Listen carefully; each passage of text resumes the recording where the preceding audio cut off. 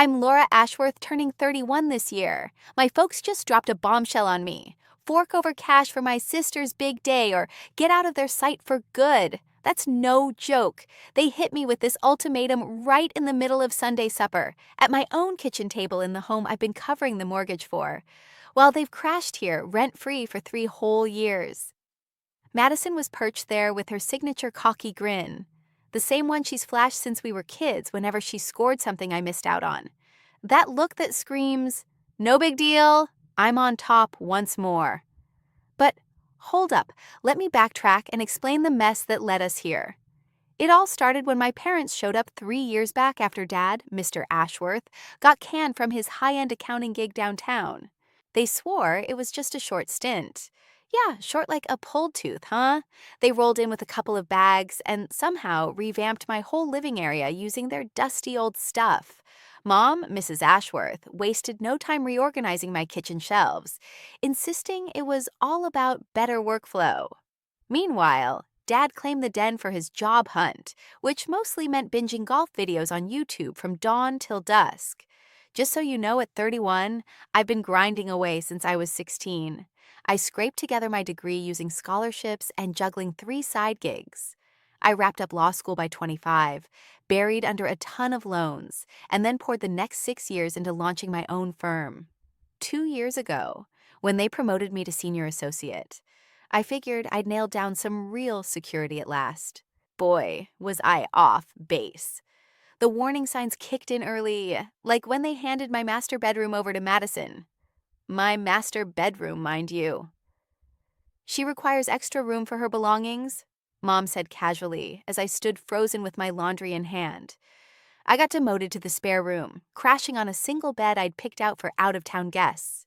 But come on, I'm a lawyer. I ought to roll with the punches, yeah. Nope, not even close. Expenses skyrocketed from day one. My power bill shot up threefold because somebody insisted on keeping the place at a crisp 72 degrees Fahrenheit nonstop. My food costs went through the roof once Dad got hooked on all things organic, and Mom reinvented herself as a fancy cook. The moment I mentioned the added costs, she squeezed my arm and cooed. "Sweetie, that's what family does. We look out for each other. You get it, don't you?" Oh, I got it all right. Crystal clear that I was bankrolling their golden years while they bossed me around like staff in my very own place. Madison would abandon her soiled outfits in the washer for days on end until they grew fuzzy, then gripe if I shifted them to dry. Dad borrowed my ride without a word, dumping it back with zero gas and weird spots on the upholstery. Try bringing up simple household guidelines, and they'd swap those eye rolls, the kind implying, "Aw, there's Laura causing trouble once more." The tension had been simmering for ages.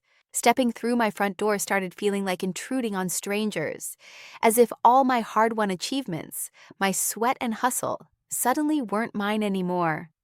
But on that ultimatum evening, I realized I was done putting up with it. I rose from my seat without a fuss, drawing in a steadying breath like I was prepping to argue a trial.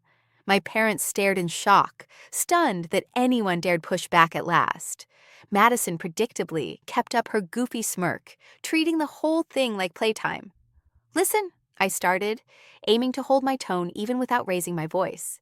"If this is your idea of family, count me out. I'll vanish instead. I'm 31. I've hustled nonstop since 16, covered my own tuition, powered through law school amid crushing debt, and carved out my career all while you squatted in my space for 3 years without a dime. And now you demand I fund Madison's nuptials or hit the road permanently. Newsflash, I don't require your okay to run my world anymore." Dad's jaw dropped, words failing him entirely. Mom scowled, and Madison actually faltered, like her cozy world of strings was finally fraying. I laid it all out, the ways I'd covered their splurges, how they'd commandeered my wheels and belongings, how my sibling lapped up perks I'd sweated bullets for. I covered the skyrocketing utilities, the power I shelled out for, the upscale meals no one requested, every concession I'd made to keep them cozy. "Enough's enough," I declared. My world, my grind, my funds, they're all staying with me. Take whatever suits you, but I'm bowing out of this nonsense. You've got 24 hours to pack up and go. I've hung in there, played nice, aimed to be the ideal kid, but those days are done." The room fell dead quiet. No shouts, no retorts. Just the steady tick of the clock marking time as a massive burden eased off my chest. Madison's grin faded. Maybe, just maybe, she grasped for the first time that you can't always wheedle or weep your way to victory. That evening, I claimed my bed and my room anew, sensing for the first time in forever that the place truly belonged to me. Come morning, as I stirred awake, I sensed things could shift, that I could build. I drew my lines in the sand and protected my own serenity. Even though I couldn't predict my parents' next move or how Madison would handle it, a profound shift had occurred within me. No more playing the role of the sufferer. No more feeling confined. I refused to be theirs anymore. Each bill I settled revealed how expenses had skyrocketed, while my savings dwindled away unnoticed. Whenever folks referred to our home about the place that was truly mine, I'd been raised on the notion that kin always ranked highest, that thriving folks supported the group, and challenging household patterns labeled you self-centered. The breaking point hit last month when I learned they'd been spreading tales that I was in money troubles, and they'd stepped in to assist. Assist me. My neighbor, Mrs. Patterson, mentioned how touching it was that my folks were backing me through tough spells. I nearly sputtered on my coffee. "Pardon me," I responded, forcing composure. I eased into a seat, placing my utensil aside, drawing on every bit of my legal expertise. Inhale deeply, keep steady, collect details, hold back your hand until it's time to reveal it. "Regarding the nuptials," my mother remarked, dishing out extra spuds like she hadn't just proposed I bankroll my siblings' dream event. "We figured $28,000 will handle it all." The location, Bloom's gown, and Shutterbug. Madison had picked the loveliest site in Napa Valley. Napa Valley naturally, since anything nearby wouldn't suit Her Highness Madison. I glanced at her, absorbed in her polished nails as though her bliss hinged on them, while I perched at my own dining spot, baffled by how I'd ended up there.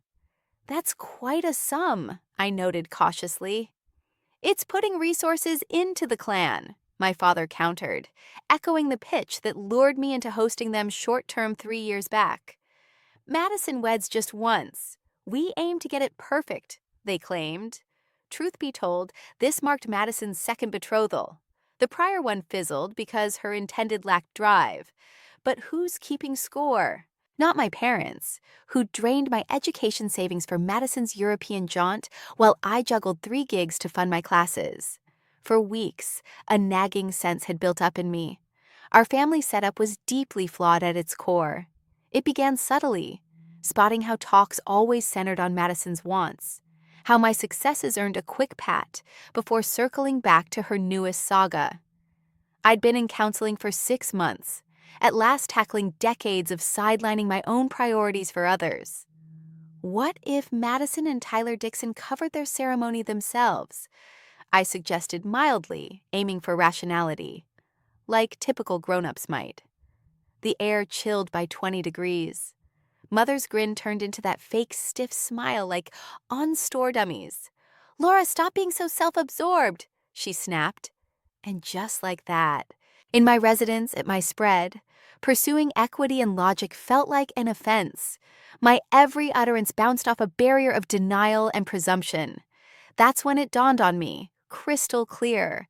I'd never tolerate such treatment moving forward. I drew in air, reining in fury to avoid slipping. I met my parents' gazes head on, and for the first time in ages, I owned the dialogue.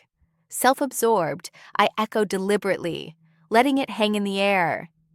"Do you grasp real self-absorption? It's forking over my sweat-earned cash to satisfy another's fancies, then guilting me for demanding justice. That's the true version." Father parted his lips but stayed mute. Mother scowled, and Madison at last quit toying with her cuticles. She saw her charm had lost its grip. The strain thickened. Yet rather than yield, I held my ground stronger, each phrase landing like a strike against the wrongs I'd borne for years. "Time to set boundaries," I pressed on. My tone stayed even, laced with unmistakable steel. I'm not funding your ceremony. I'm done bankrolling your caprices from my pocket. You've crashed here 3 years without a thought for my comfort, my funds, or my territory. This ends now. My mother started to chime in, but I halted her with a raised hand. No, hear me out. This isn't centered on you or Madison, it's my turn. I labor, I strive, I constructed this dwelling, my profession, my existence, and no one will shame me for safeguarding my own anymore. The quiet was total. Madison even let her serviette fall at a loss for words.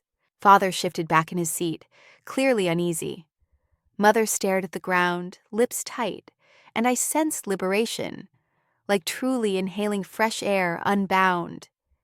If my choice doesn't sit well, gather your belongings and go.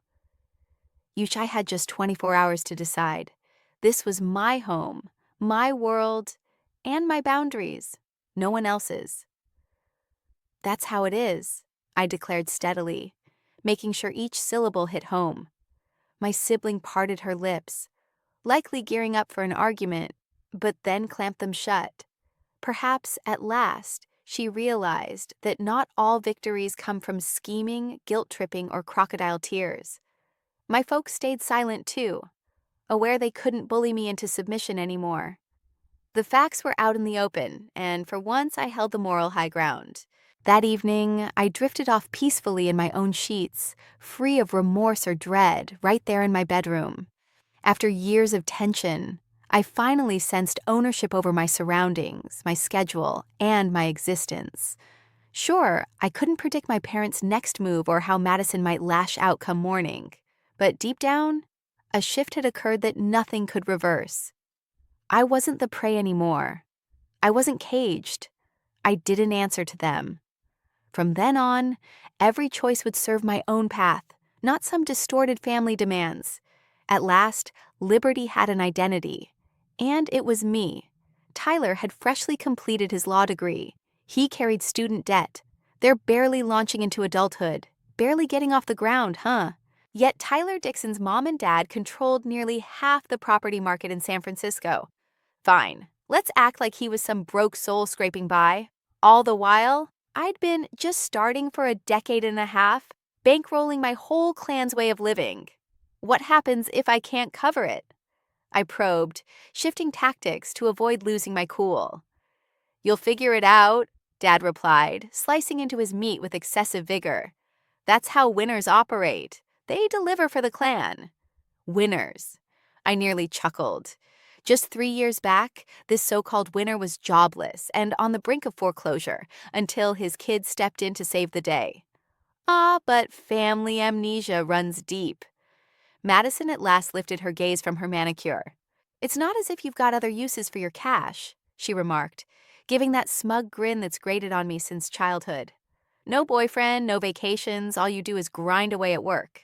At least this puts your funds to good use. Good use. 15 years juggling side gigs, 6 years climbing the legal ladder, existing like a hermit to prop up 3 grown-ups who saw me as a cash machine. And my sister figured my days were empty. My counselor, Dr. Chen, had prepped me for this clash. As you begin drawing lines, she'd explained, those who've thrived on your openness will resist fiercely. Expect guilt trips, mind games, and threats to drag you back to the old ways. What if I refuse? I ventured, forcing composure. The hush that ensued felt thick enough to touch. Mom and Dad traded one of their signature glances, the kind that kicked off every major household call, calls that somehow always skip my input. Dad coughed, like he was about to pronounce judgment. Then you're not the child we brought up, he stated at last. Blood ties top everything, Laura. Everything. If that simple truth escapes you, perhaps it's time to reassess your real priorities. And if family matters so much, Mom chimed in, edging closer with her well-rehearsed fretful face, you'll do whatever it takes to make Madison's occasion unforgettable. This is a one-time deal. One-time deal? Sure, just like my youth, which they devoted to drilling in my spot on the family totem pole. Just like my university commencement, overlooked because Madison had a racket match. And here I sat, inhaling deeply, as a flood of past wrongs replayed in my mind. Each phrase, each motion, each ploy shouted that my existence wasn't theirs to claim. Yet they assumed I'd keep indulging every caprice like it was normal. I drew in a steadying breath and rose, unleashing the pent-up resentment and devotion of all those years through my words. I met my parents' stares head-on, and for the first time, power flowed my way. "One-time deal," I echoed, keeping my tone low yet resolute. "Do you honestly believe it's right to expect me to fund Madison's nuptials after all I've poured into this household? After 15 years of nonstop hustle to keep the roof over our heads, your bills, your comforts, while you lounged easy and acted like I didn't exist?" Dad's brow creased, and Mom tightened her mouth, aiming to steer things back. But I refused to yield. Madison started to speak, maybe to lecture me on true hardship, but I shut her down with a glare. No snide remark from her would stir my shame this time. "I'm done bankrolling your ceremony," I pressed on. "I'm done being the household cash dispenser. I'm done letting my labor, my earnings, and my hours get dismissed as nothing. Every penny I've made has poured into shaping my own world and keeping you all afloat. And that's finished." A thick, weighty quiet settled in, the sort that screams more than any outburst. My father gazed up at the ceiling, his breaths coming in heavy rasps, while my mother dodged my gaze. Madison, for once, looked diminished, exposed, like the illusion of her flawless existence was shattering before her eyes.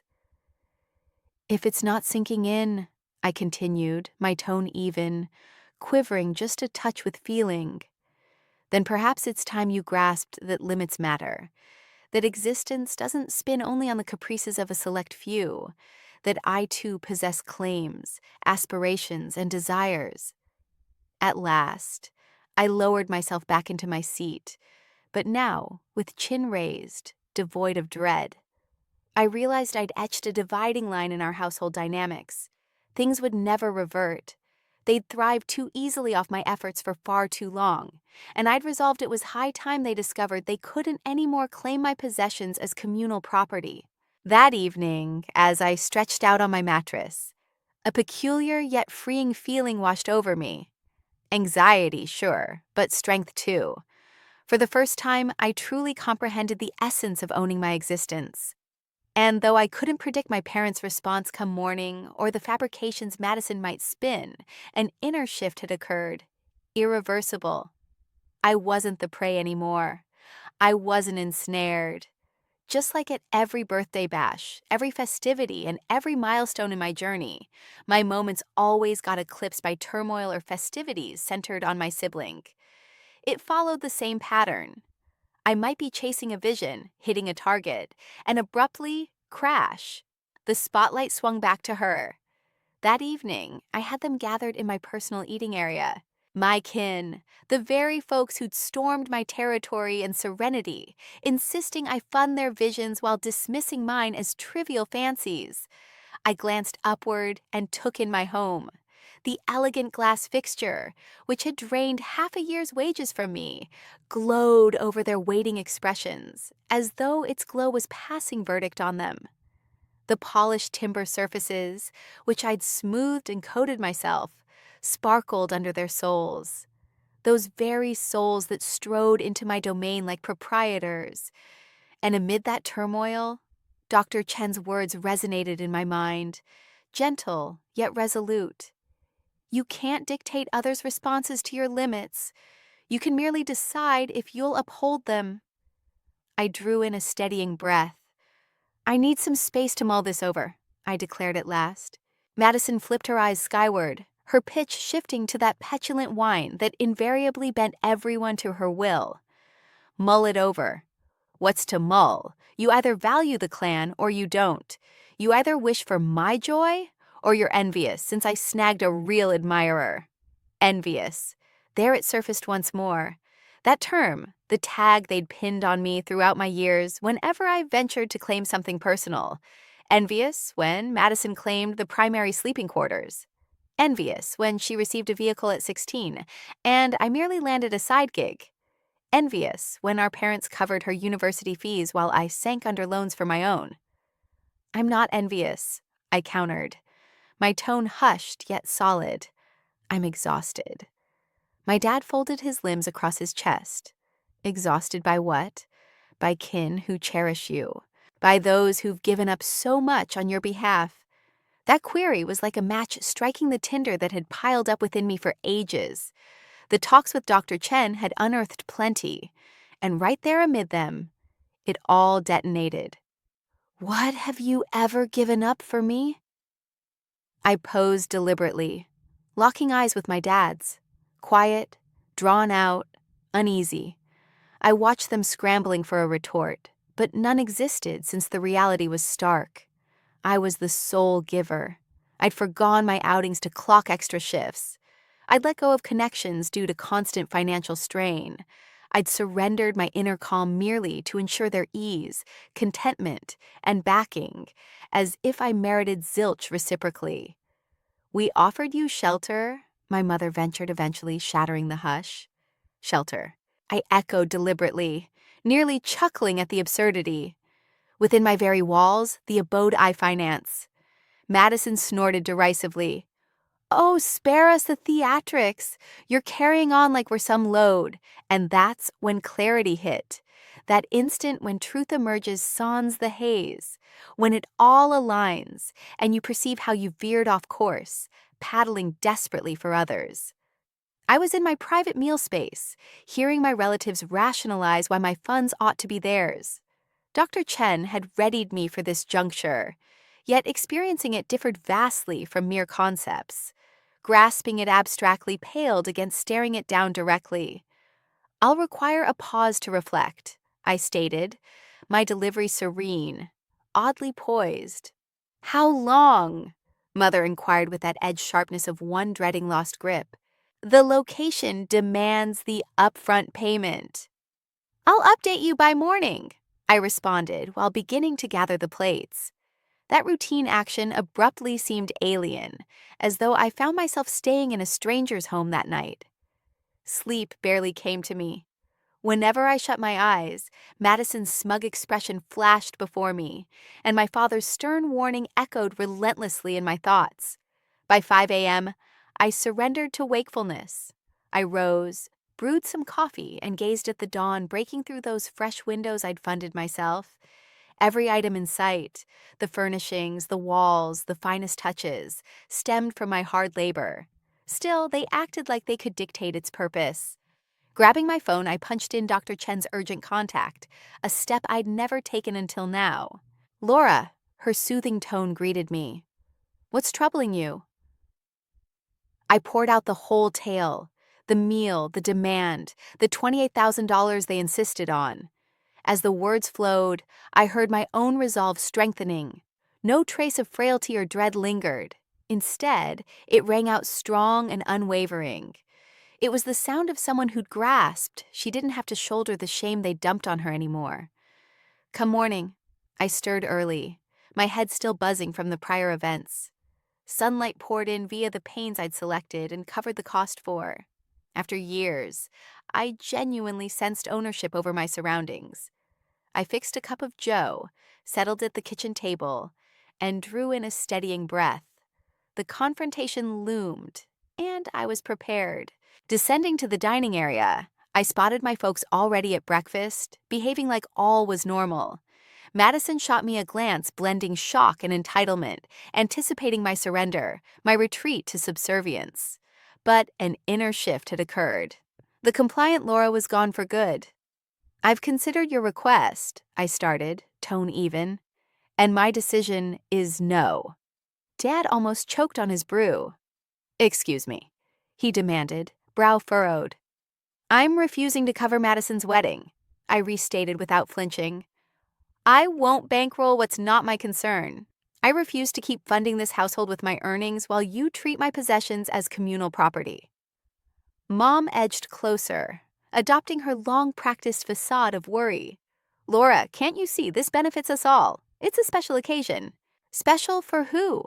I countered pointedly, Madison, or just you, so you can keep playing the big shot on my dime and dedication. Madison's lips parted, but silence followed. Her gaze showed astonishment, bewilderment, a hint of unease. Dad's features tightened as he folded his arms. Mom stared, torn between incredulity and pleading. Yet I remained composed. My limits stood firm. I wouldn't budge. If you're staying under my roof, honor its guidelines. I pressed on. My limits aren't up for debate. My funds aren't available to you, nor is my effort vitality or serenity. I've poured 15 years into sustaining everyone here, and that ends now. The room fell utterly quiet. The weight of my declaration hung heavy, undeniable despite their resistance. Madison bolted upright in a rage, her ideal setup unraveling. "You can't speak to me that way," she snapped. "I'm family, your sister." "True you are," I responded, unruffled. "But that doesn't entitle you to plunder my existence, my savings, or my tranquility. From this point forward, I'll prioritize my own path, not indulge your demands." My parents fell silent. Madison retreated. And there, for the first time, I caught a spark of regard in her eyes, tangled with apprehension. They realized manipulation via shame or coercion wouldn't work this round. That morning, coffee in hand, I watched the light bathe my home and experienced a sensation absent for ages. Liberation, a surge of authority, command over my destiny. Finally, I starred as the lead in my own narrative. Things had changed irrevocably. "How are you holding up?" Dr. Chen inquired. "Furious," I admitted, "yet liberated too. I'm viewing it all clearly now." "And what's the reality?" She probed. "Monetary exploitation, psychological control, a household that's viewed me solely as a means to extract from." She paused briefly. "So, what's your plan? Evict them from my place. Then that's your path forward." I phoned in unwell to my job and dedicated the morning to groundwork. I scoured rules on hosts and visitors, noting their guest status offered scant safeguards despite the duration. A locksmith got summoned to swap the locks. I even scoped out relocation services, determined to cover all bases. At 7 a.m., I rapped on Dad's door. He emerged in his bathrobe, irritation etched on his face. "We have to discuss something," I stated. "What now?" He grumbled. "Your departure today." His expression shifted rapidly, landing on skepticism. "You're joking." His tone quivered with annoyance. "You've got 24 hours to relocate. Laura, this is excessive. We're kin. Kin." Mom didn't act like folks were just walking bank accounts. She showed up in the corridor sporting that over-the-top worried expression she always pulled out. "What's happening here?" she inquired. "I'm telling you to pack up and get out by tomorrow evening. This revolves around the wedding funds, right?" Madison chimed in from her room's entrance. "No, I'm insisting you go because you've crashed in my place for 3 years without pitching in for bills and acted like my sole purpose was to wait on you, hand and foot." The request for wedding cash was merely the breaking point. "And where exactly are we heading?" Mom pressed. "That's not my concern anymore," I answered steadily. "You're grown-ups, sort it out on your own." "You can't simply boot us like this," Madison shouted. As a lawyer, I was well aware of their legal standing as extended visitors.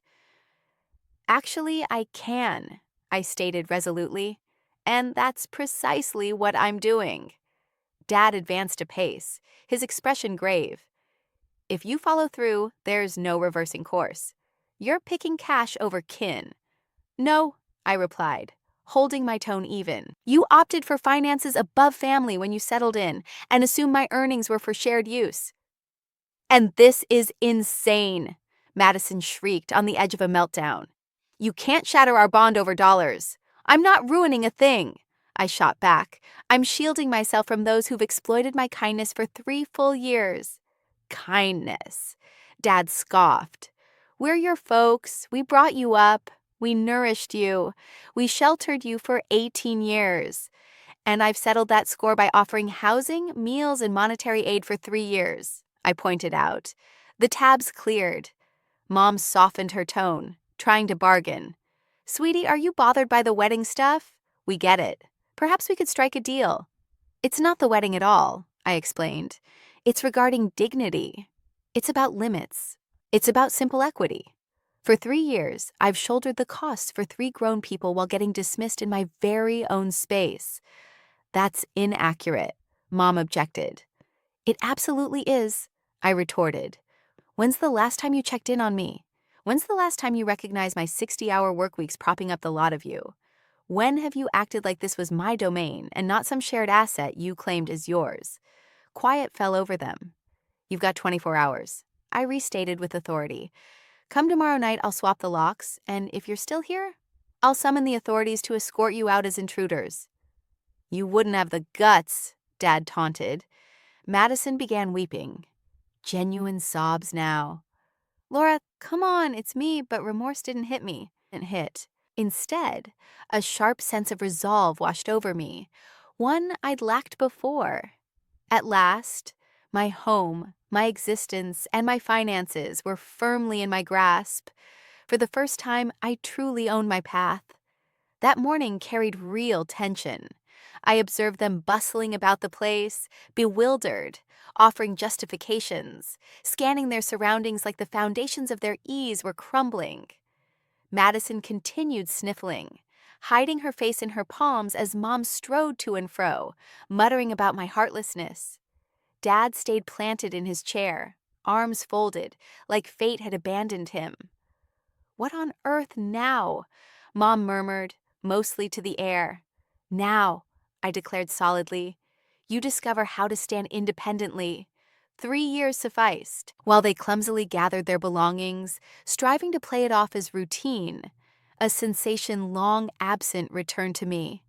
Liberation. Each bag they hauled, each photo they removed, each vacant shelf they abandoned, signaled that my abode was truly reverting to just mine. Madison cast a final glare my way, blending fury and surrender. You just don't pull this, she attempted, but her words faltered. Actually, you do, I responded evenly. This embodies fairness, limits, and regard. Dad rose at last, exhaling a profound, defeated breath. Mom pressed her face into her palms. I'd never experienced such strength. What had felt unattainable was suddenly tangible. I was safeguarding my world. As the final bag crossed the threshold, I shut my eyes and drew in a steadying inhale. Quiet enveloped the rooms, a comforting quiet brimming with liberty and potential. After ages, I could roam my living space free from intrusion, absent dread or shame. It all belonged to me, crafted through my labor, my touch, my journey. That afternoon, I lounged on the couch with a mug of joe and grinned. Not a fleeting grin, but one rooted in profound serenity. I realized the journey ahead held challenges, turbulent feelings, and echoes that could resurface. Yet I also understood retreat was impossible. I'd drawn firm lines, guarded my territory, and prioritized my own needs after years of neglect. Gazing around my home, every feature sparked to life. The polished wood floors catching the glow, the pieces I'd selected so thoughtfully, the panes admitting sunlight to brighten my realm. Each bit affirmed that my toil and endurance had paid off, and now nobody could wrest it from me. That evening, sleep came deep and untroubled. No apprehension, no self-reproach, no unreasonable requests, simply tranquility. For the initial occasion, I could envision a future without the sense of disloyalty. Since I'd come to realize that protecting my own interests didn't mean turning my back on others. Rather, it involved taking back control of my existence, my value, and my joy. And deep down, I sensed that everything had shifted irreversibly, that the existence I merited was truly starting. I'm tying the knot, Madison announced, her voice quivering a bit. This ought to be the most joyful period in my life. Briefly, that familiar pull of remorse surfaced, the impulse to comfort her, sort out her issues, act as the dutiful sibling who prioritizes everybody else's needs. Yet I recalled Dr. Chen's advice. You can't burn yourself out just to warm those around you. Madison, I stated steadily, you deserve a joyful ceremony. It simply can't come from dipping into my bank account. But Tyler Dixon anticipates an elegant event. His folks have wealth. They'll look down on us if we can't swing something proper. She whined. There it lay, the core issue. Madison felt ashamed of their money woes and figured I'd bail them out. Perhaps Tyler's relatives ought to cover it? I suggested resolutely. No, they shouldn't. It's on me, Madison retorted, short on rebuttals. The remainder of the day unfolded as I observed their downward spiral. Phone calls to kin, desperate online hunts for housing, intense disputes about blame. Nobody appeared to acknowledge that they might have caused their own mess. As evening approached, Tyler Dixon showed up. From the window, I saw Madison dramatically collapse into sobs against him. They lingered on the veranda for 20 minutes in discussion before he departed, bewildered and annoyed. Madison returned indoors with puffy eyes, yet a fresh resolve. Tyler mentioned we could delay the nuptials by a couple months, she declared. He'll discuss funding help with his parents. That's progress, I responded. Issue resolved. Actually, no. The matter lingers. You're still evicting us from the home. Her tone sharpened. Indeed, I am. But why? She pressed, still disbelieving. We've sorted the ceremony alternative. I gazed at her, amazed she hadn't grasped it yet. Madison, this went far beyond the wedding alone. The following 24 hours turned into a storm of familial chaos. Outreach from relatives I hadn't spoken to in ages, all probing why I was deserting my loved ones. Aunt Patricia rang thrice. Uncle Robert fired off an extensive message on familial principles. Even my cherished grandmother phoned to question if I'd gone insane. Word is you're ousting them over a marriage, she murmured gently. That's not quite accurate, Grandma. So what happened? I laid out the full story. The 3 years of gratis residence, the mounting costs, their utter failure to pitch in, capped by the ultimatum for ceremony funds. Oh dear, she breathed. I was clueless. Folks often skew the story to their favor. Their demands aren't fair. I'm glad you're holding your ground. Her affirmation hit deeper than I expected. My grandmother, the clan's pillar, viewed it plainly, though my parents and Madison persisted. Dad attempted persuasion, citing the challenges of job hunting in his later years. Mom leaned on shame, invoking how my departed grandfather would feel let down. Madison swung from fury to weeping, even within single exchanges. And now, where do we even head? Mom inquired yet again, the 10th repetition. Rentals exist, temporary lodgings, other family members, I answered. Handle it independently. Using which funds?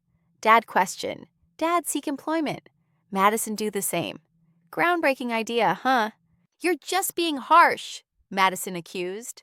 No, I'm applying realism, I shot back. You're grown individuals who opted out of jobs since I enabled your stay. At 6 p.m. on Tuesday, precisely 24 hours post my deadline, they remained. Returning from my shift, I discovered them in the den amid stuffed suitcases, resembling displaced wanderers.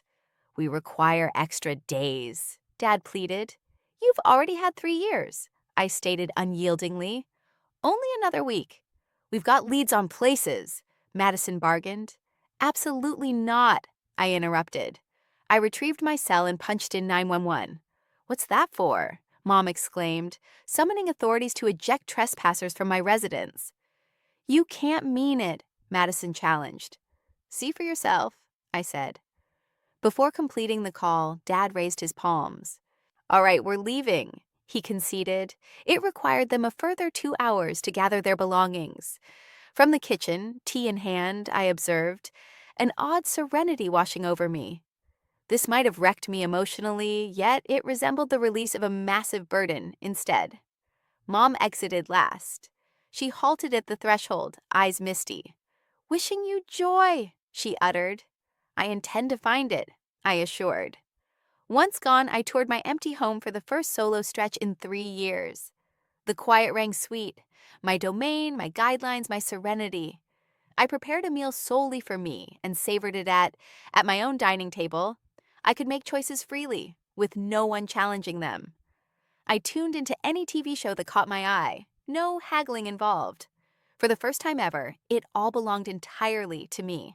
Now that the place was truly vacant, after so many years, I could finally inhale deeply without that constant sense of scrutiny, criticism, or exploitation hanging over me. I strolled from room to room, running my hands along the walls, examining the surfaces, realizing that all the hard work I'd invested over the years had truly paid off. Each feature, each item, each recollection existed there solely because I'd selected them for myself, not to satisfy others.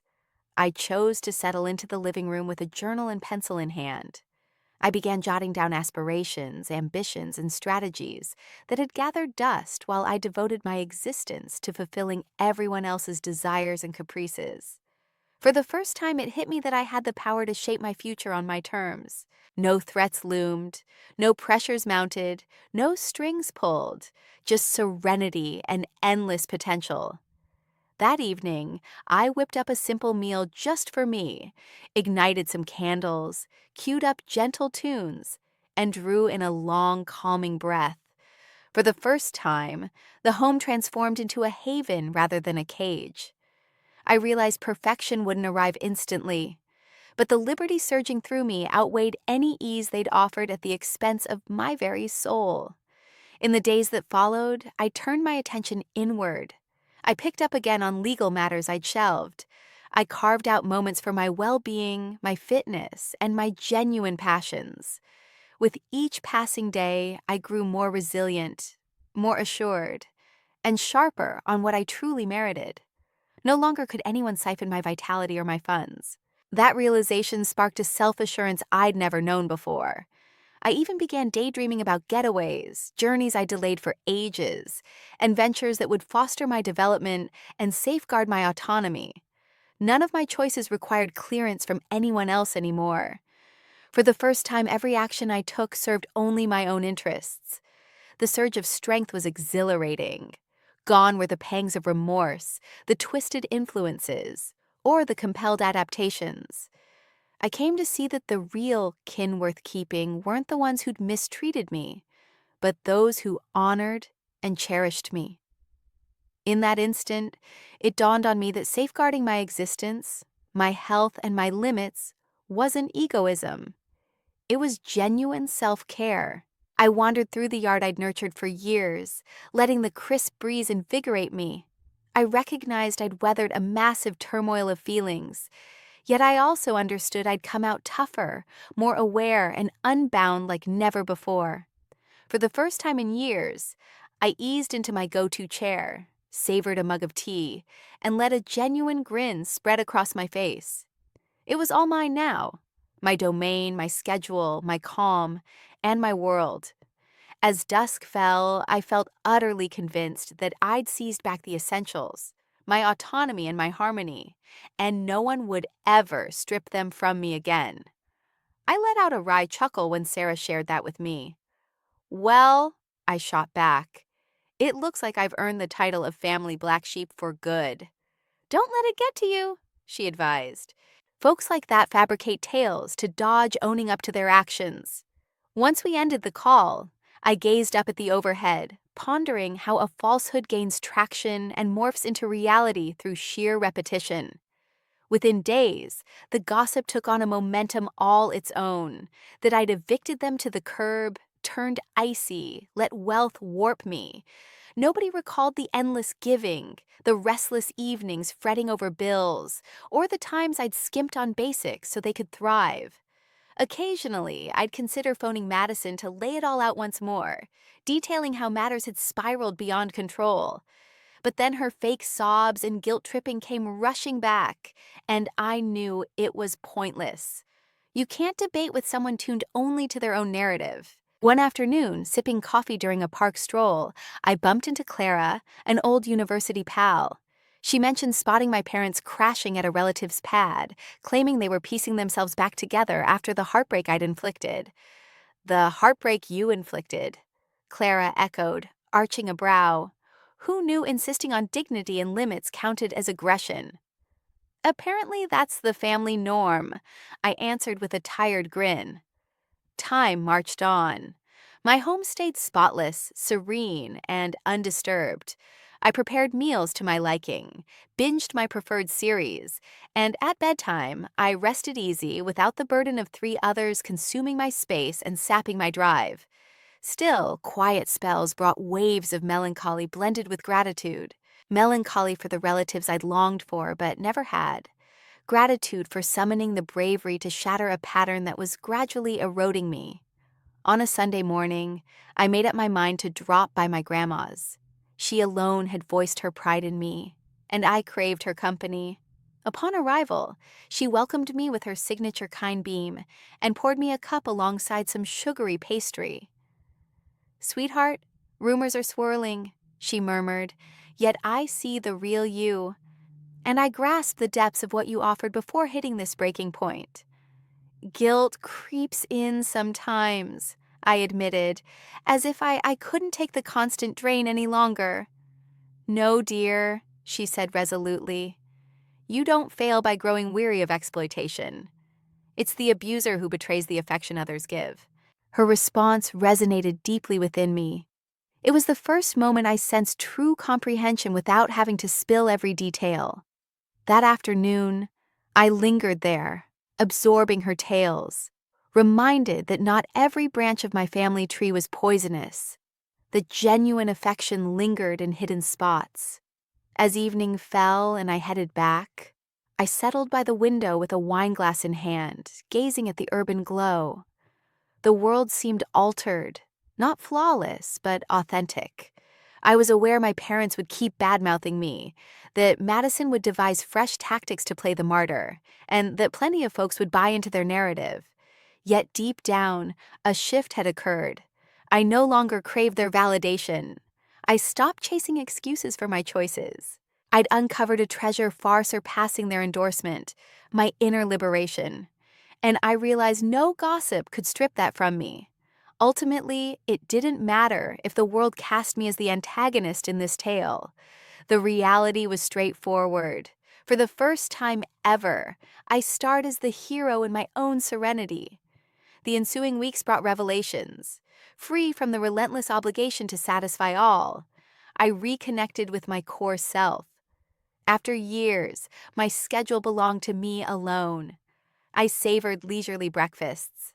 I strolled the streets without haste, and I immersed myself in legal work undistracted by grievances or entreaties.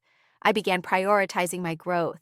I enrolled in photography courses, a passion sidelined since university days. Afternoons blurred into explorations with my lens, snapping twilight hues, foliage, and the vitality I'd overlooked amid the grip of my parents and Madison on my thoughts and finances.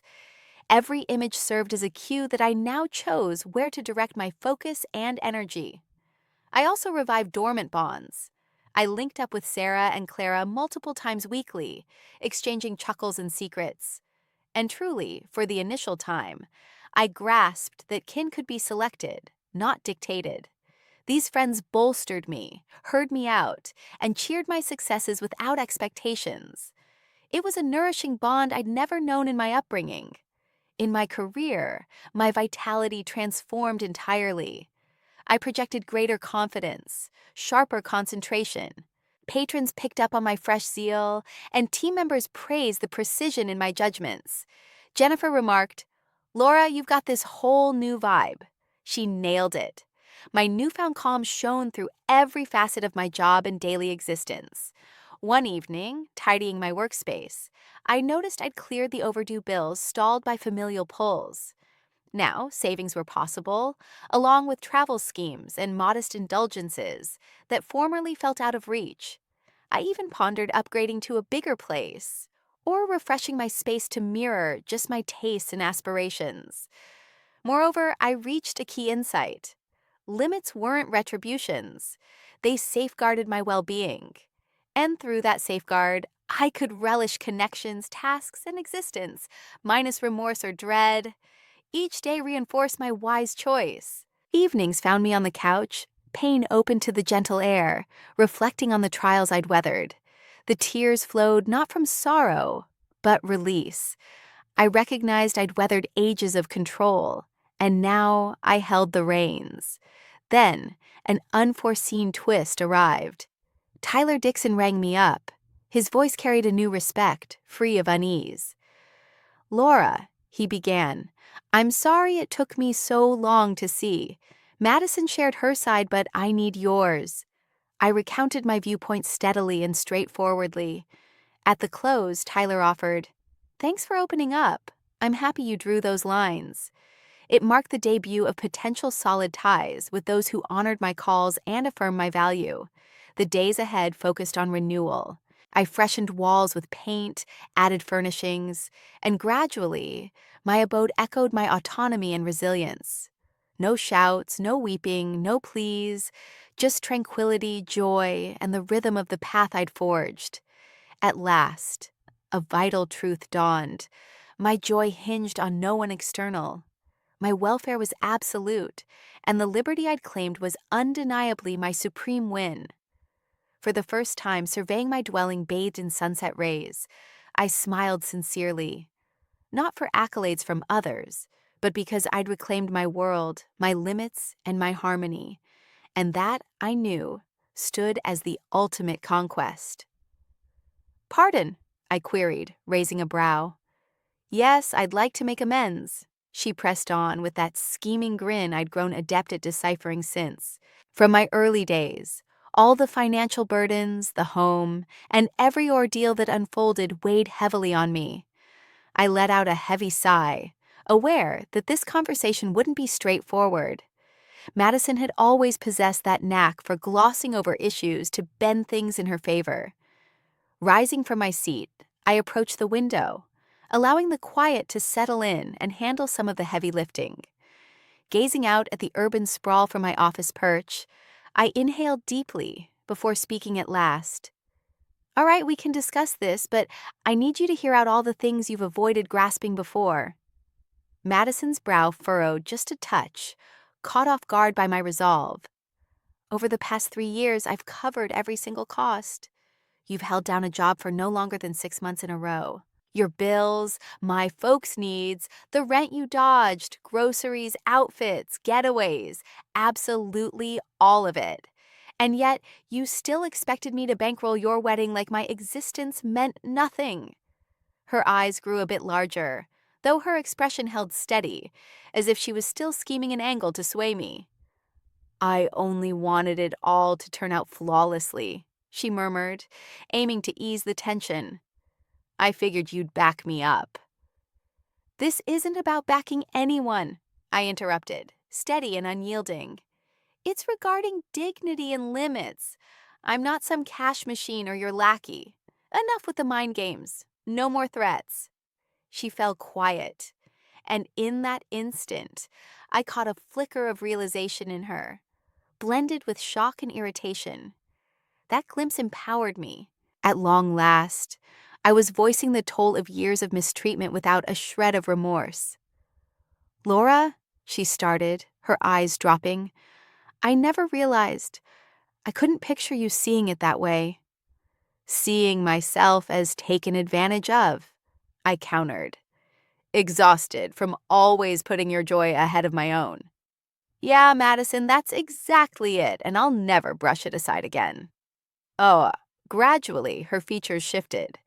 For the first time, genuine remorse flickered across her face, tinged with apprehension. The reality she'd constructed, where I'd forever bail her out, was starting to crack. "So, you won't pitch in for the wedding?" she ventured softly, a trace of surrender in her voice. "No," I answered with quiet certainty.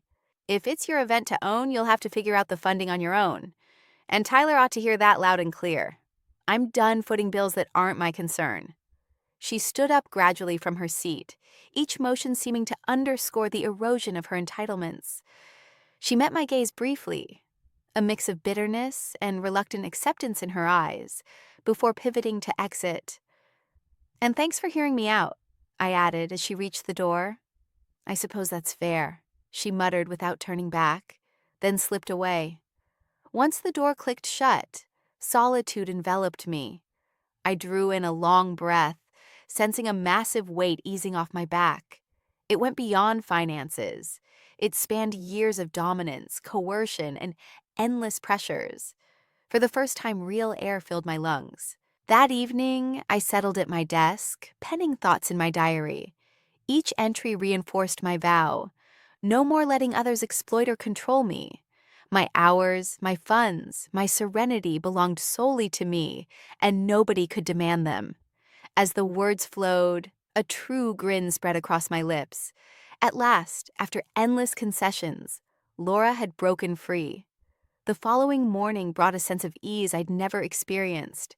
After years of chaos, I could structure my routine free from family pressures or outbursts.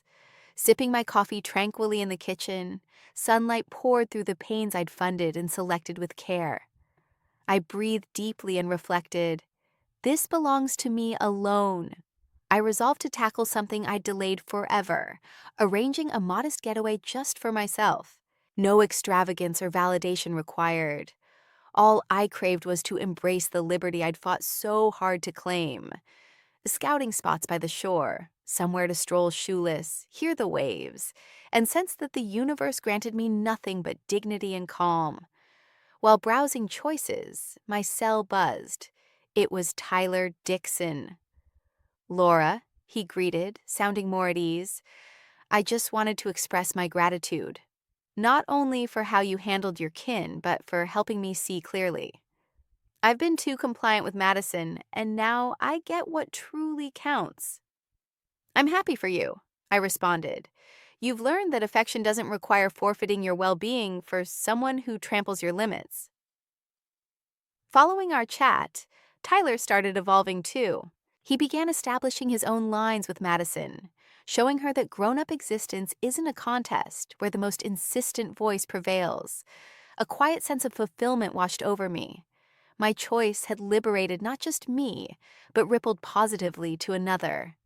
In the ensuing months, I understood the need to reconstruct more than my inner world. I had to refresh my surroundings as well. I redid the living room walls in hues that sparked joy in me. I swapped out pieces, brought in greenery and snapshots capturing my current self. A self-reliant, resilient, liberated individual. Every item in the space whispered tales of self-determination and deliberate picks. I dove back into my law work with fresh vigor. My clients picked up on the vitality and assurance radiating from me. I felt far more effective, brighter, and more defined than before. Recognition started coming my way for my efforts, and each bit of praise served as a reminder that I'd built it all on my own, free from the validation of those who'd exploited my kindness. One afternoon, strolling through town with my camera in hand, I stumbled upon a neighborhood art show. I paused to admire the artwork, a wave of excitement washing over me.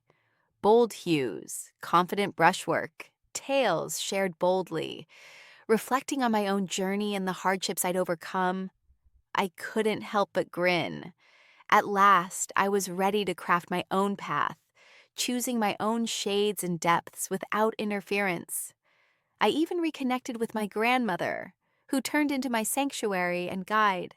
Her steady encouragement showed me that while some relatives clung to their distorted version of events, I could forge a fresh chapter, one centered on dignity, limits, and self-care. Day by day, serenity grew within me. I mastered declining requests without remorse, putting my well-being first, savoring the quiet in my home, and cherishing my alone time. No longer did my world spin on deceit and demands. Instead, it orbited my aspirations, decisions, and joy. Gradually, Laura discovered a treasure far surpassing any legacy or cash: her independence, her territory, and the authority to shape her future. For the first time in ages, gazing at the sunset through the pane, I beamed without reservations, secure in the knowledge that no force could take away what I'd truly earned. My existence, my guidelines, my total tranquility. This caught me off guard, I murmured, striving to stay composed while absorbing the news. I've reflected on all that transpired, I continued, and it hit me that you might have capitalized on my goodwill. And maybe, Madison added cautiously, as though weighing each syllable. I'd like to mend our bond. Kinship means too much to let finances ruin it. What do you have in mind precisely? I replied, folding my arms. Tyler and I plan to reimburse you, she explained. Not in a lump sum, of course, but through installments. Also, we'll cover our wedding costs ourselves. Nothing extravagant, just modest. It seemed almost ideal, so I braced for the hidden motive. So, what's the real deal, Madison? I pressed, watching her closely. Her face grew a tad more rigid. No strings attached, she insisted. I simply miss having my sibling around. Then why do you appear on the verge of requesting more? I probed, dreading the answer. She fidgeted with her bag's handle, a telltale sign I'd spotted long ago. Okay, here's the situation. Tyler's place is cramped for 4, and the rental rules ban long-term visitors, so we wondered. I saw it coming, I thought, anticipating her unspoken plea. You'd like to return home. Just for a bit, she hastened to say, till we secure something lasting, and we chip in with rent this go-around. Scout's honor. I reclined in my seat, scrutinizing her features. She looked genuine, yet Madison had mastered the art of feigned honesty when pursuing her goals. Rent amount, I queried. Say $800 monthly, she suggested. My monthly house payment hit $2,800 by itself, excluding bills, property taxes, coverage, and upkeep. That figure barely scratched 1/4 of the true outlay, though it beat their prior $500 bid. And just how brief was temporary now? I wondered aloud. At most 6 months, she assured, right up to the ceremony and settling into our spot. And the ceremony expenses, I followed up. We're eyeing cheaper options, perhaps $15,000 total, she noted. 15 grand? I echoed, intrigued. Quite a sum for the unemployed, but progress from $28,000 regardless. Madison, why believe you now? I challenged gravely. I've grown from my mistakes, she admitted, squirming. I get that I messed up earlier. Which mistake exactly? I pressed, arching a brow. She shifted restlessly, averting her gaze. That bonds with loved ones outweigh dollars, she whispered. Wrong response. True growth would mean recognizing that grown-ups must sustain themselves and share household burdens equitably. But Madison framed it as cash clashing with kinship, ignoring courtesy and personal space. I value the regret you expressed, I responded thoughtfully. Still, I'm not set to revisit the living arrangements yet. Her poised facade slipped further. Laura, I'm begging. Tyler Dixon will evict us as well. We're out of options. What about Mom and Dad? I countered. They've got a rental now, a tiny 1-bedroom, she said. It's snug for just them, no room for us two. That clicked. My folks had landed their own digs, likely budget-friendly and suitable. Well done. Madison, at 28 with your degree, you could land employment, make earnings, and lease independently like countless adults here. But the employment scene is brutal, and jobs demand prior roles I lack since I've been unemployed.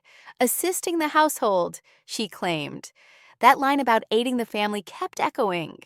3 years without a job morphed into supposed familial duty.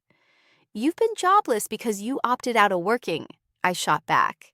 That's unfair. Somebody had to look after Mom and Dad, she retorted in a frantic bid to justify herself. What kind of help did they require? I pressed steadily. Dad's not impaired. Mom can manage just fine on her own. Madison's mouth opened and shut, but no solid response emerged. The reality was straightforward. My parents required monetary aid, which I'd supplied, while Madison reaped the perks without lifting a finger. Listen, She pivoted, switching strategies. Tyler's beginning to probe into finances and duties. If I don't resolve this quickly, he could end the engagement. There it lay exposed. The remorse stemmed not from any newfound insight. It arose from panic. Her fallback option was vanishing, and Madison was sensing the squeeze. "Perhaps that would benefit you both," I suggested evenly, and her eyes flared wide in shock. "How could you utter such a thing? I adore Tyler," she burst out. "Do you truly cherish him?" I queried.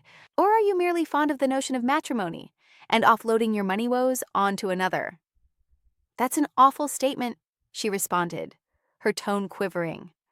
"Madison, what do you contribute to this partnership other than anticipating Tyler to foot all the bills?" I posed, letting the inquiry linger.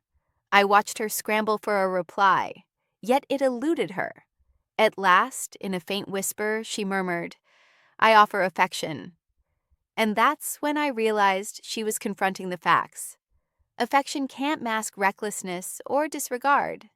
"Affection," I stated, folding my arms. "Affection won't settle debts, Madison. It won't earn esteem or repay the efforts others invested in you." She went quiet, choking back her retorts. Her gaze, once brimming with assurance and haughtiness, now glistened with uncertainty. I sensed she was beginning to comprehend, however faintly, that existence doesn't revolve around others fixing your messes. "All right," she conceded softly at length. Perhaps I erred."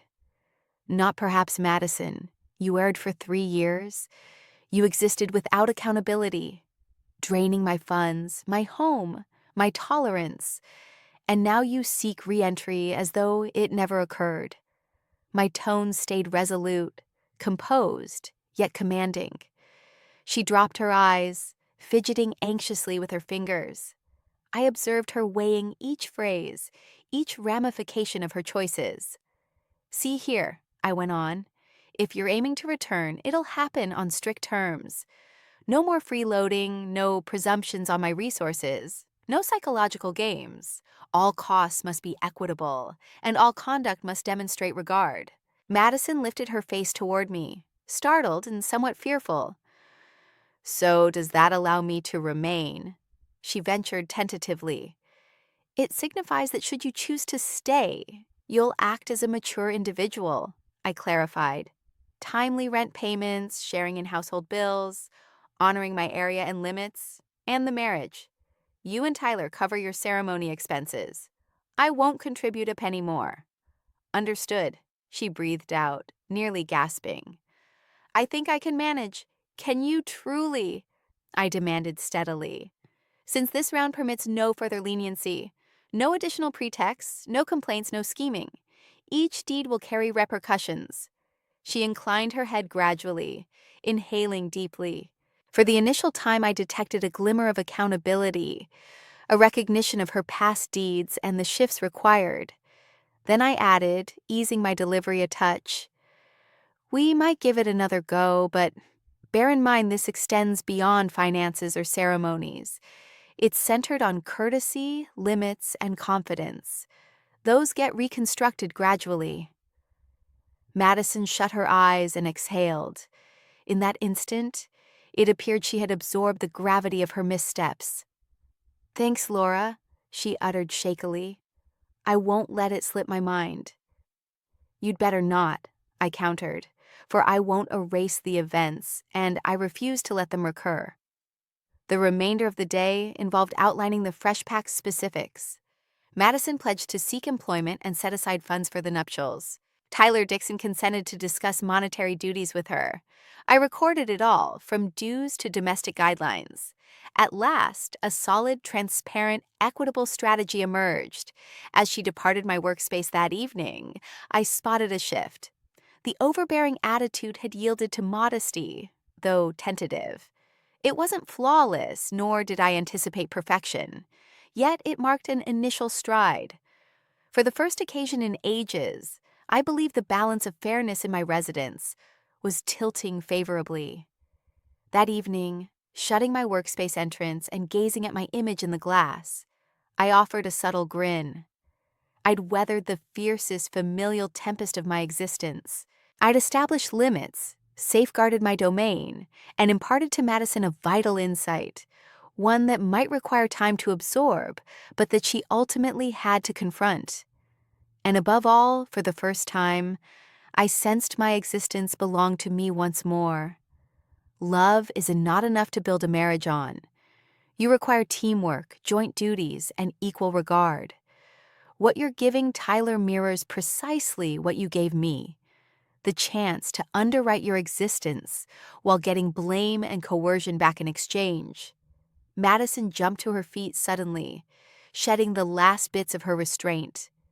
"You've turned icy, Laura. Achievement has turned you icy." "No," I answered softly. "Establishing limits has made me stronger." She stormed out of my office in tears, and I sensed that familiar twist of remorse in my gut. Yet this time, I saw it for the reality it held: indoctrination. Decades of training that left me shouldering the feelings of everyone around me, even when those feelings stem from their choices alone. Later that evening, I reached out to Dr. Chen. "How are you processing the talk?" she inquired. Remorseful, yet resolute, I admitted. I spotted her tactics clearly, and I refused to play along. "That's progress," she noted. "Progress seldom feels pleasant. You're dismantling lifelong habits. That demands real effort." She appeared utterly adrift as she departed. "Madison is adrift? But, Laura, you're not tasked with guiding her back. That's her journey to undertake." She had a point. Still, it stung to witness my sibling in turmoil. The shift now lay in my grasp of the divide between support and indulgence. Over the next few weeks, snippets came via family chatter. Madison and Tyler Dixon had split. She'd relocated to a buddy's place. My folks were managing in their tiny apartment. Dad held a part-time gig at the local supply shop. Mom handled remote data entry. The household tale had shifted once more. Suddenly, I stood as the thriving sibling who deserted her kin during their darkest hour. The one prioritizing wealth over affection, ambition over bonds, self-interest over devotion. A year prior, I might have swallowed that tale whole, but counseling equipped me to detect the strings being pulled. Our clan saga insisted that demanding simple dignity in my space equated to egoism, that urging grown-ups to stand on their own counted as harshness, that declining to bankroll others' fantasies amounted to desertion. I rejected it all now, but the real challenge to my resolve arrived 6 months on, at 2 a.m. with Madison's tearful call. "Laura, I require assistance." I bolted upright, fully awake in an instant. "What's happened? Are you injured?" "I'm expecting," she choked out amid the cries. The revelation struck like a blow to the core. Unemployed and alone, Madison was set to bring a child into the world. "Are you certain?" I pressed. "I used 3 kits. I visited the health center." "Absolutely." "Who's the dad?" "Some fellow from a nightclub." I lack even his genuine contact." My chest ached for her plight. This embodied the very emergencies our family thrived on, the sort demanding swift intervention from an outsider. "What can I provide?" I questioned, anticipating the plea. "A child costs more than I can manage, Laura. I struggle just for meals. I need funds for the physician. I need housing suitable for an infant. I simply require aid." There it stood, the dire situation that would validate it all. The upheaval that would paint me as the antagonist unless I dashed in to save the day. And for the first instance, I drew in a steady breath, recalling the lessons etched in me. Aid doesn't demand erasing yourself entirely. This round, I refused to fuel the cycle of bailouts that bound my relatives to reliance on me. It wasn't ego. It was self-preservation and instilling limits, regardless of the pain. I inhaled deeply and stated evenly, "Madison, I'll assist you. But not in the old way. I won't assume your burdens or overhaul your existence. This occasion comes with firm stipulations." "Stipulations," she wailed. "But it's an infant. I can't manage solo." "Precisely. I concurred. An infant brings duties. I can't shoulder it all anymore, as if issues vanish. You must choose paths, secure employment, budget wisely, and secure lodging. I can cover essentials, health expenses, and startup supplies, but the balance falls to you. Her gaze met mine, wide with terror, as though her reality were crumbling. And it was. Yet I recognized a truth she hadn't grasped fully. Authentic existence offers no mercy for unpreparedness or absent barriers. And regarding Tyler, I probed, does he intend to step up at all? No, she murmured shakily. He hasn't a clue how to proceed. I exhaled heavily. Naturally. I'd forever been the fixer for everyone else's messes, even fellow adults. But not anymore. This go, I'd define the terms and hold fast.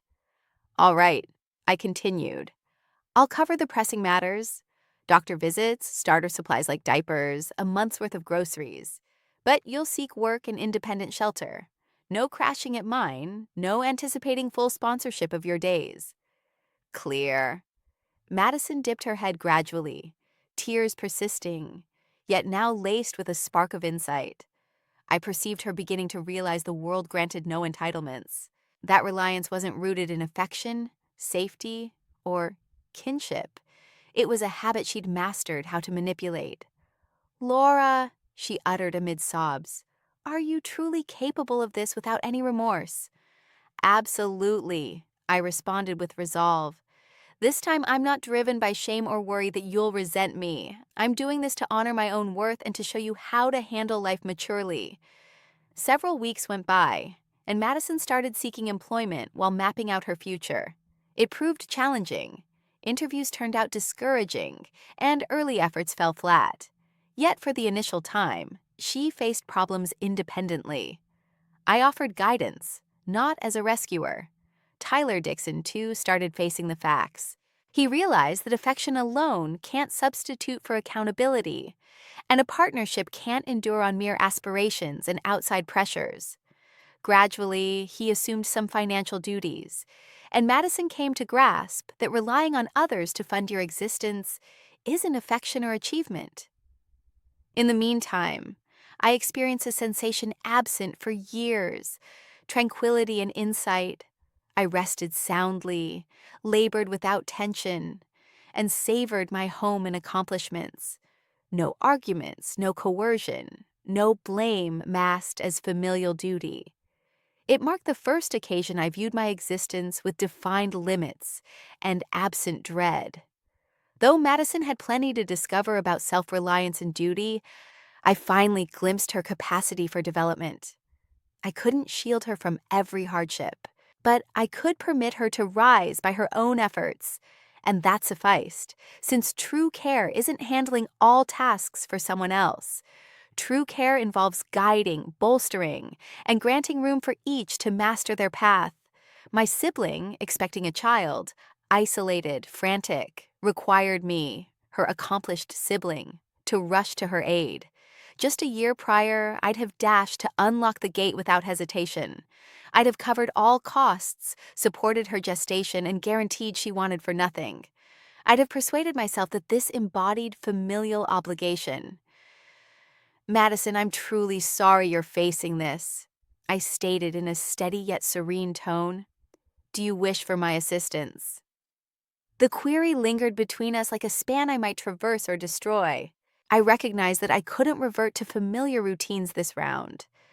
I can assist in exploring options, I added. Medicaid for maternity services, WIC for meal support, shelter initiatives for solo parents. Support networks exist out there. That's not the kind I need, she wept, and I was aware. I understand, I replied.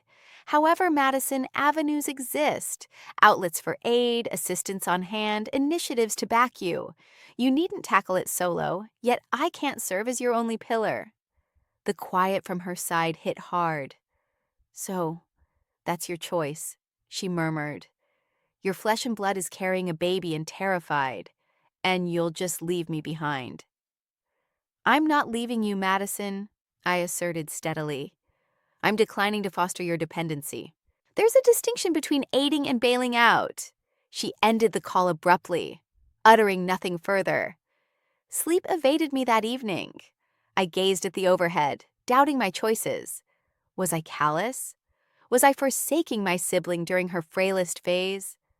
I'd emphasized limits so intensely that I'd overlooked empathy. After pondering, I uncovered the resolution. Empathy doesn't require endangering my fiscal stability or mental health. Aiding doesn't equate to shouldering full accountability for another's existence. I contacted Dr. Chen for an urgent consultation. Are you second-guessing your approach? She noted once I'd shared the details of Madison's outreach. Shouldn't I? I queried. She's expecting and isolated. Indeed, she's isolated, and she faces choices regarding her path ahead. You can back her without absolving her of duties. But suppose disaster strikes, I voiced anxiously. What if she can't cope? Laura, what if she can? She countered composedly. What if compelling her to navigate her own turmoil is precisely the push Madison requires for genuine growth? It stung as a harsh reality. But Dr. Chen spoke truth. Each instance I'd bailed Madison out from her choice's fallout, I'd blocked her from acquiring the skill to confront tough scenarios. I'd sustained her reliance rather than fostering autonomy.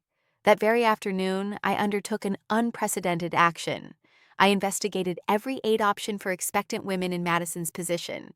Health coverage schemes, nourishment aid, dwelling support, employment preparation, child-rearing workshops.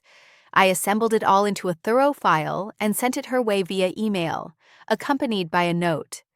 I trust in your strength to manage this. These are resources to aid your progress. She offered no response.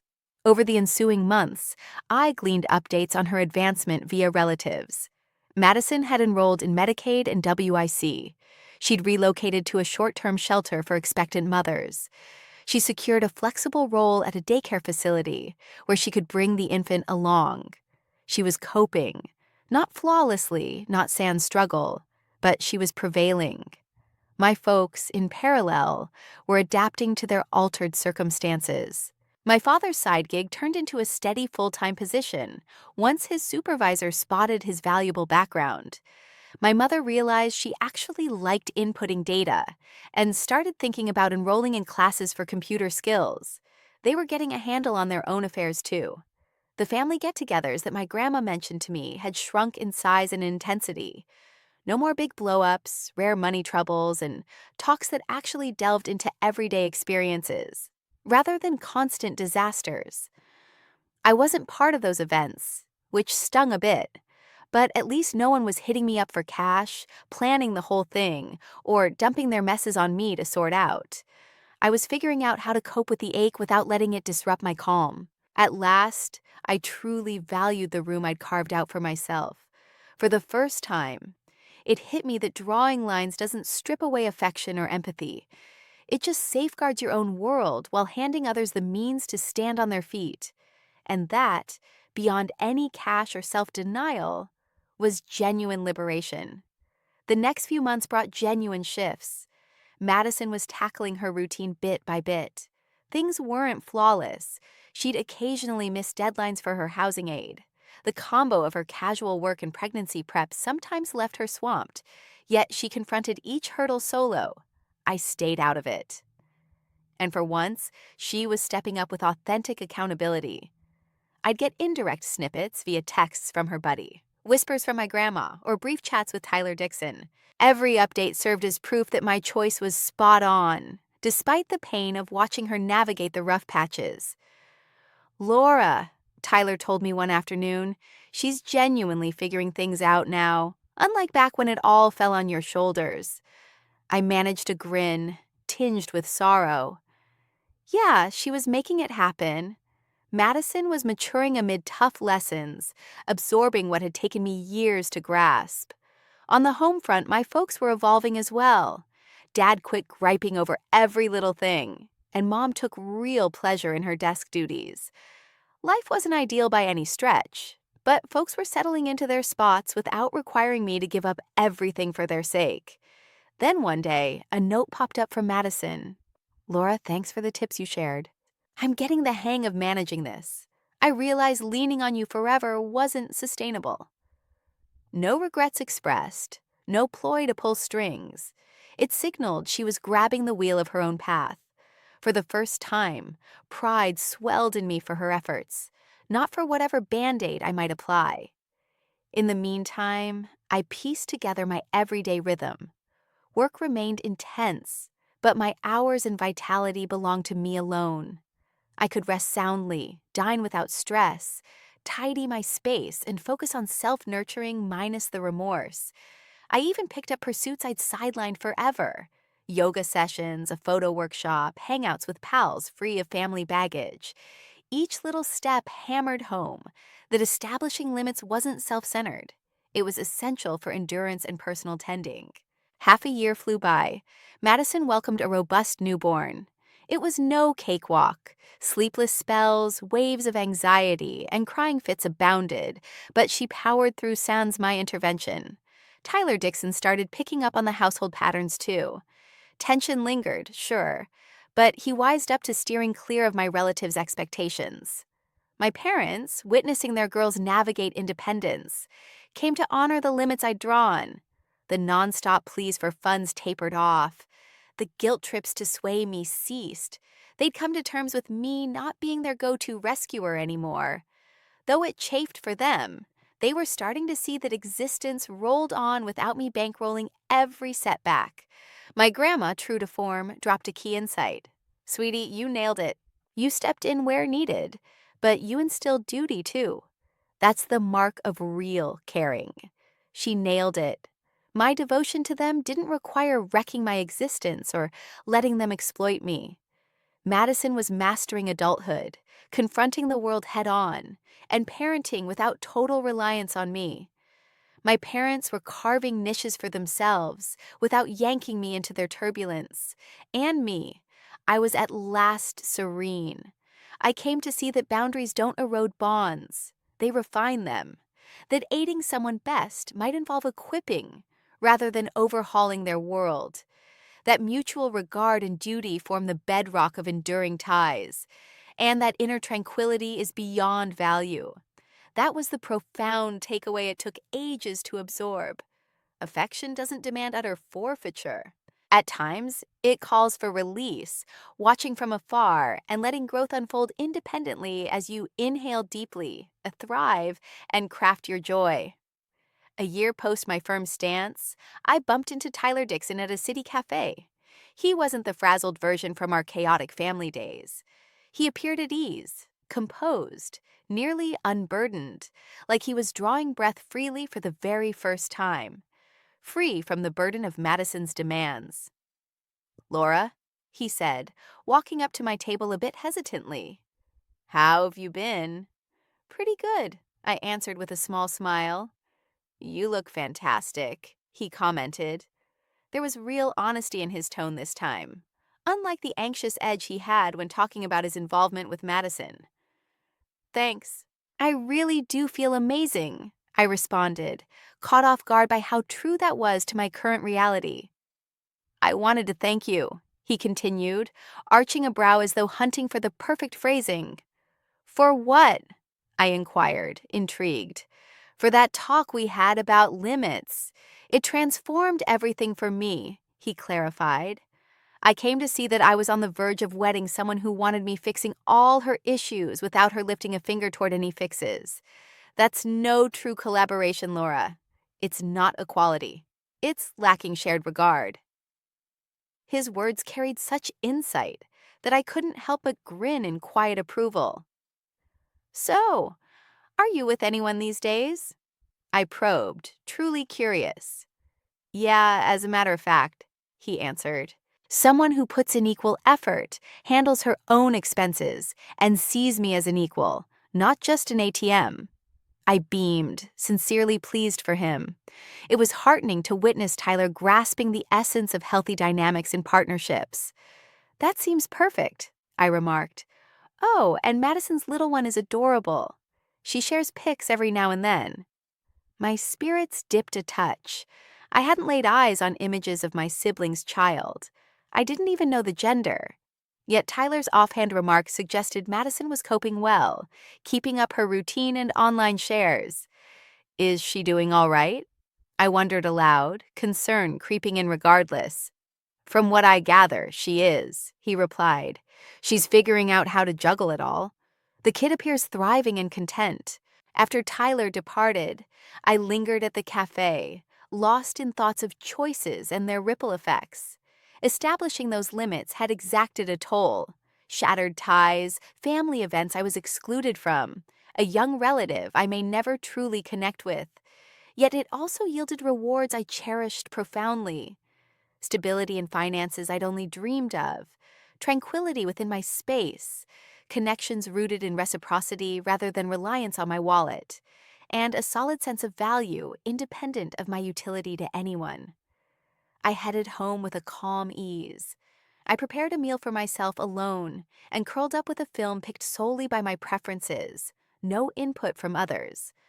My cell stayed silent, no urgent kin crises buzzing through. Nobody was calling on me to resolve their messes or fund their aspirations. For the first time as an adult, I was prioritizing my own existence over seeking validation from the crowd. Sure, loneliness crept in at times. Absolutely. There were instances yearning for those family exchanges, even the squabbles. But this existence felt genuine in ways my old one never touched. Each act of autonomy, every serene evening, every choice I made, solo reinforced the wisdom I'd gained. Genuine affection doesn't demand forfeiting your world to patch up someone else's shortcomings. If this tale strikes a chord, keep in mind that drawing lines isn't self-centered. At times, the kindest support for your loved ones is declining to fuel their destructive patterns. You can cherish a person without bankrolling their habits. You can uplift them without vanishing into their needs. A real family rejoices in your triumphs. It doesn't merely profit from them. I'm Laura Ashworth, 31, and I've at last discerned the line between exploitation and true care. That insight cost me bonds I believed unbreakable, but it gifted me an existence I never realized I merited. Often, the toughest lines to draw are with those closest to your heart, and those very lines can unlock your liberty, serenity, and joy. Enjoyed the tale. And from which spot are you tuning in? Drop by in the comments. If the story hit home, show some love with a super thanks to help me share more like it. Thanks heaps for the kind backing. Can't wait for your thoughts below. Check out the 2 fresh personal accounts on screen. I swear they're worth it. Tons more awaits on my page. Hit subscribe, won't you? Catch you for the next heartfelt share, warmly and respectfully.